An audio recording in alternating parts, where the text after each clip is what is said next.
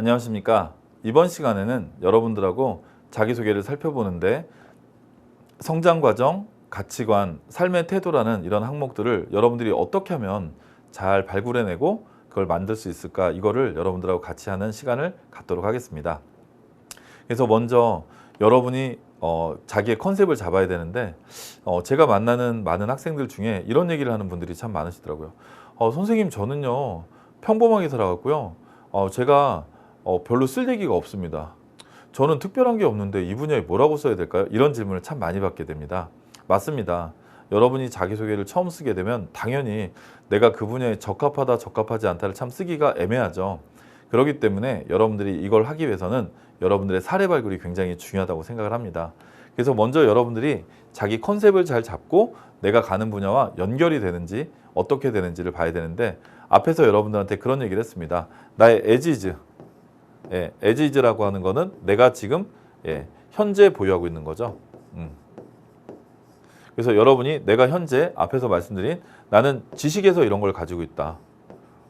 그러면 여러분이 그 지식에 대한 사례를 여러분들이 만드셔야겠죠. 그래서 이게 이제 첫 번째 필요하고요. 그 다음에 내가 이런 분야, 내가 가는 분야와 이런 기술 경험을 가지고 있다. 내가 이런 기술과 경험을 가지고 있다. 그러면 여러분이 이러한 경험에 대한 사례를 마찬가지로 발굴을 하셔야 됩니다. 그리고 세 번째는 성향이죠. 나는 이러한 성향을 갖고 있다. 내가 이 일을 하는데 고객을 만나는 걸 좋아하고 사람 만나는 게 좋다. 난 이런 성향을 가지고 있다 하면은 여러분들 이것도 마찬가지로 여러분들이 사례를 보여주셔야 되는 거예요. 자, 그렇기 때문에 가장 중요한 건 앞에 항목에서 얘기했던 내가 가는 직무가 뭐라고, 그 분야에 나는 어떠한 역량을 가지고 있다, 어떠한 역량을 가지고 있다를 이렇게 여러분이 세 가지로 이렇게 뽑아보는 게 굉장히 중요합니다. 즉, 여러분이 자기소개를 썼을 때 회사가 중요하게 보는 거는 컨텐츠도 굉장히 중요하게 본다는 거죠. 컨텐츠라는 거 하는 거는 내가 지원한 분야의 직무와 내가 경험한 것이 연결이 되느냐, 이걸 많이 봅니다. 그래서 여러분들은 내가 지원한 직무를 기반으로 해서 자료를 찾고 그와 관련돼서 내가 가지고 있는 지식, 기술, 경험을 충분히 보유하고 있다는 것을 어필을 해야겠죠. 그렇기 때문에 가장 중요한 건 여러분의 컨셉을 잡고 거기에 맞춰서 여러분의 사례를 만들어내는 것이 가장 중요하다고 생각합니다. 그래서 여러분들이 요거를 잘 분석하는 게 사실은 취업의 경쟁력이 되고, 저는 여러분한테 자기소개를 지금 교육을 하고 있지만 사실 선생님은 면접을 많이 보는 인사팀장 출신이었고 지금도 공기업 면접관을 하는데, 제가 가장 중요하게 보는 거는 이 사람이 말한 이런 지식, 기술, 경험이 실제 지원한 분야와 연결이 잘 되는지. 그래서 여러분들이 이 직무와 연결고리를 잘 잡아서 컨텐츠를 구성하는 게 실제 자기소개를 잘 작성하는 거고요.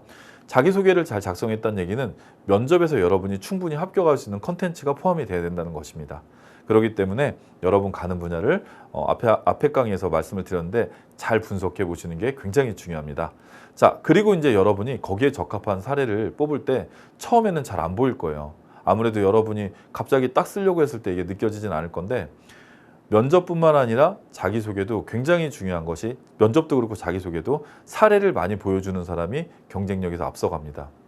왜냐하면 여러분이 가면은 다 그래요. 본인이 열심히 할 수 있나요? 네, 저는 누구보다 책임감을 가지고 열심히 할 수 있습니다. 딱 주장을 했어요. 그럼 이제 책임감을 보여줘야 되잖아요. 그러면 여러분의 사례가 나와야 됩니다. 네, 제가 대학교 몇 학년 때 실제 이러한 활동을 했을 때 일입니다. 하고 여러분의 사례가 보여줘야 된다는 거죠.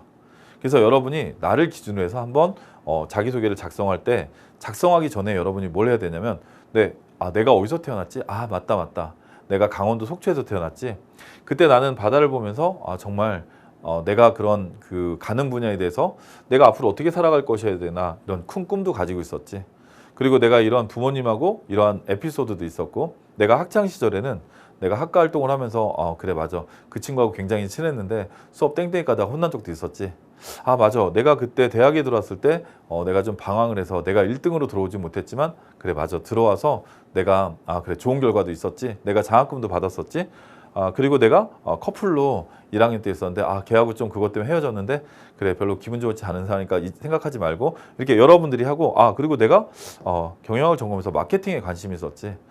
마케팅 하면서 그래 맞아, 조직행동론하고 마케팅 관리론 수업을 들으면서 맞아, 내가 이런 프로젝트를 해서 이런 내가 나를 PR하는 것도 내가 해서 좋은 결과도 얻었었지. 그리고 내가 이 회사에 들어갔을 때 최근 마케팅의 트렌드를 맞아 시장 분석을 해서 내가 가는 분야를 보여주고 그 분야에 대해서 내가 잘할 수 있는 것들을 내가 어필을 해야겠다. 이렇게 여러분이 다양한 사례를 그리잖아요. 다양한 사례를 그리면 그게 여러분한테 굉장히 중요한 사례가 됩니다. 그래서 예를 들어서 이거죠. 네, 저는 우리 회사에 와서 누구보다 열심히 하고 제가 가진 역량을 기반으로 우리 회사에 꼭 기여하겠습니다. 저는 누구보다 성실합니다. 저는 지금까지 꾸준히 많은 활동에서도 리더 역할을 했고 그런 리더를 통해서 제가 성과를 많이 달성한 경험이 있습니다. 또 항상 제가 적극적으로 노력했고 최선을 다해서 노력한 결과 그런 성과도 이루었습니다. 회사에서도 이러한 흔들림 없는 자세로 회사에 꼭 기여하겠습니다. 자, 이렇게 딱 들었어요. 그러면 이걸 딱 듣는 사람 입장에서는 도대체 뭘 열심히 했다는 거지? 뭘 성실해서 어떻게 기여한다는 거지? 느낌이 안 온다는 거죠.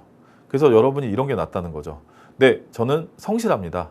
저는 2년째 다이어리를 쓰고 있습니다. 하루의 일과를 마무리할 때 항상 어제 계획 세웠던 것과 내일 해야 될 일을 반성을 합니다. 그래서 제가 부족했던 부분은 좀 더 보완을 하고 그렇게 해서 저를 점점 성장시키고자 노력을 합니다. 제가 2년째 하면서 저는 3번의 장학금도 받을 수 있었고 공모전에서 은상도 받을 수 있었습니다.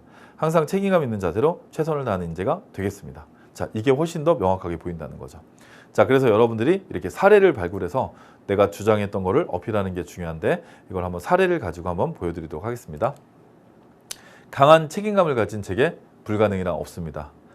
저는 심한 박침에도 불구하고 동호회 소모임 공연을 성공적으로 이끈 경험이 있습니다. 첫 공연 일정에서 저는 7번째 순서에 드럼을 맡게 되었습니다. 처음으로 각자 맡은 악기를 맞춰보는 날 연습은 엉터리로 끝나고 말았습니다. 박치인 저에게 다른 악기를 이끄는 역할을 하는 드럼 연주는 무리였던 것입니다. 하지만 이에 포기하지 않고 그날 이후 저는 드럼 연주로 책임을 다하기 위해 매일 저녁 1시간씩 꾸준히 드럼을 연습했습니다. 일정한 박자를 유지하기 위해 심지어 드럼의 박자를 모두 암기하다시피 했고 그 결과 실수 없이 만족스러운 공연을 할 수 있었습니다. 선배들과 동기들이 드럼 말고 다른 악기를 맡아서 하는 건 어떻겠냐고 제안했을 때 만약에 그 제안을 수락했다면 가벼운 마음으로 공연에 참여했을 수도 있을 것입니다. 그러나 저는 제가 맡은 역할에 대한 책임을 완수하고 싶어서 끝까지 포기하지 않고 완벽하게 드럼을 연주할 수 있었습니다. 저는 평소 어머니로부터 몸소 배운 강한 책임감을 실천하게 노력하고 있습니다. 커머스 플랫의 직원으로서 강한 책임감을 갖고 신개념 오픈마켓, 새로운 미래의 가능성을 키우겠습니다. 자, 성장 과정이에요. 자, 그러면 이제 제가 여러분한테 보여주고 싶은 건 2가지입니다. 첫째는 뭐냐면 이 친구가 쓴 사례는 우리가 그냥 봤을 때 자기가 성장 과정이라는 제목이긴 합니다. 그렇지만 자기는 어렸을 때 얘기를 쓰진 않아요. 우리가 보통 성장 과정 하면은 보통 일반적으로 등장하는 2분이 계세요. 누구죠? 항상 아버지하고 어머니가 계세요. 그리고 아버지는 항상 엄하세요. 저는 아버지가 자유로우신 분은 거의 못 본 것 같아요. 근데 이 학생은 어렸을 때 뭘 해서 뭐뭐뭐를 했습니다가 아니라 성장 과정인데 자기가 대학교 때 또는 뭐 이런 사회생활을 하면서 자기가 이런 공연했던 것들을 사례로 썼어요. 근데 우리가 이 내용을 딱 봤을 때 그냥 무난해 보여요. 자, 성장 과정은 어렸을 때 얘기를 꼭 써야 될까 쓰지 않아도 될까요? 네, 꼭 써야 된다 안 써야 된다는 정답이 없습니다. 써도 되고 안 써도 돼요. 그렇지만 내가 특별하게 무난하게 무탈하게 잘 자라왔어요. 그러면 회사는 어렸을 때 관심 많을까요? 지금 관심이 많을까요? 그렇죠. 지금 관심이 많겠죠. 그리고 성장 과정에서 가장 큰 영향을 끼친 사건, 이거는 대단한 사건만이 사건은 아니거든요. 이 친구는 자기가 이 책임감이라는 활동을 나름대로 꾸준히 책임감을 가지고 열심히 했다고 얘기를 했어요. 자, 2번째는 제가 말씀드리고 싶은 거는 뭐냐면 소소한 얘기로 자기 얘기를 한 것도 괜찮긴 해요. 그런데 2번째는 뭐냐면 책임감이라는 얘기를 했어요. 근데 여기서 잘 쓴 게 뭐냐면 이거예요. 못 쓰는 사람의 경우는 책임감이 강해서 책임감을 가지고 열심히 했습니다. 저는 항상 노력하고 솔선수범했습니다. 그래서 다양한 성과도 이뤘습니다.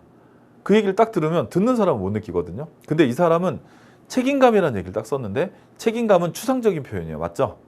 책임감, 성실함 이런 건 추상적인 표현인데 그 표현을 구체적인 행동으로 보여주고 있다는 거죠. 이 친구가 얘기하는 책임감은 뭐죠? 자기는 박치였죠. 근데 자기는 그거를 매일 저녁 1시간씩 꾸준히 했습니다. 이게 책임감인 거죠. 행동으로 보여주고 있어요. 저는 모를 때는 심지어 다 외웠습니다. 이게 이 사람의 책임감이거든요. 이렇게 쓰니까 훨씬 더 느껴진다는 거죠. 그리고 끝까지 포기하지 않고 완벽하게 했습니다. 즉, 이 학생은 책임감이라는 추상적 표현을 구체적으로 자기가 했던 행동으로 보여주고 있다는 거죠. 그래서 제가 여러분한테 말씀드리는 것은 추상적인 표현보다는 객관적으로 보여주는 것이 훨씬 더 명확하고 여러분이 콘텐츠를 발굴하면 그게 대단한 것이 아니어도 면접관 입장에서는 훨씬 더 명확하게 느껴질 수 있다는 것입니다. 자, 그래서 여러분들이 사례 발굴과 표현에 대해서 여러분들이 조금만 더 신경 쓰시면 훨씬 더 면접관에게 어필할 수 있을 것입니다. 자, 감사합니다.